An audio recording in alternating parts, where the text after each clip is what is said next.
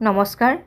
আমাৰ সকলোৰে অতি মৰমৰ আৰু অসমীয়া জাতিৰ হৃদয়ৰ মণি নৱপ্ৰজন্মৰ হাৰ্থোপ জুবিন গাৰ্গৰ আত্মাৰ সদ্গতিৰ কামনা কৰি মোৰ এটি স্বৰচিত কবিতা পাঠ কৰিব ওলাইছোঁ। কবিতাৰ শিৰোনাম এটি যুগৰ অৱসান ঘটিল। এটি যুগৰ অৱসান ঘটিল। নভবাকৈয়ে অনাকাংক্ষিতভাৱেই সাংস্কৃতিক আকাশৰ পৰা এটি উজ্জ্বল নক্ষত্ৰ খহি পৰিল, যাৰ মুক্ত কণ্ঠৰে নিগৰিছিল জীৱনৰ গান, মানৱতাৰ গান, যাৰ উদাত্ত কণ্ঠৰে কৈ গৈছিল মোৰ কোনো জাতি নাই, মোৰ কোনো ভাষা নাই, মোৰ কোনো ধৰ্ম নাই, মোৰ কোনো ভগৱান নাই, মই মুক্ত, ময়েই কাঞ্চনজংঘা।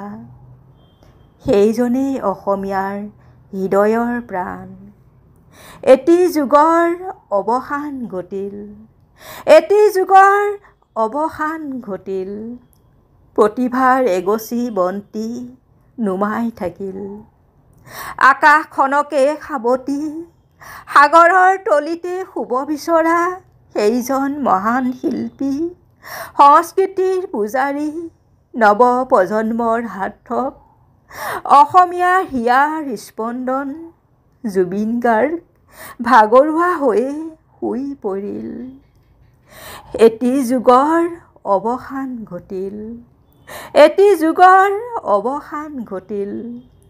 যাৰ হৃদয় আছিল আকাশৰ দৰেই বিশাল, সাগৰৰ দৰেই গভীৰ, যাৰ দেহৰ প্ৰতি শিৰাই উপশিৰাই প্ৰবাহিত জাতি মাতি আৰু মানৱতাৰ গান, যাৰ অমিয়া সুৰত কিশোৰৰ পৰা বয়োবৃদ্ধলৈকে পাইছিল সংগীতৰ অমল চিৰাগ, সেইজনেই যুগস্ৰষ্টা, অসমীয়াৰ হিয়াৰ আমঠু জুবিন গাৰ্গ।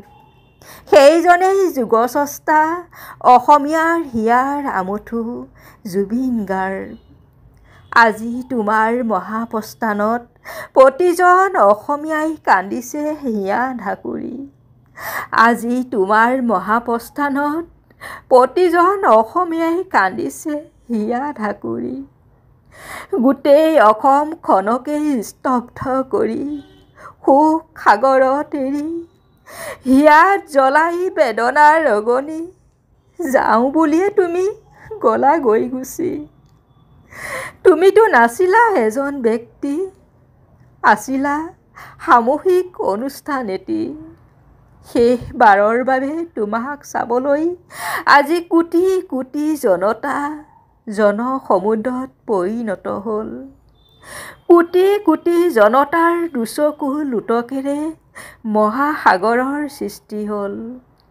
হে যুগসন্ধিৰ মহানায়ক, সংস্কৃতিৰ পূজাৰী, জাতীয় জীৱনৰ আৱেগ আৰু স্বাভিমান তুমি।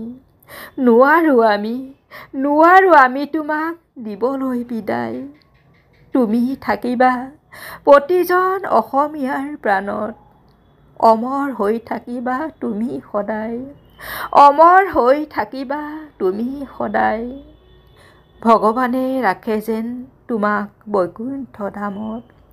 ভগৱানে ৰাখে যেন তোমাক বৈকুণ্ঠ ধামত। ধন্যবাদ।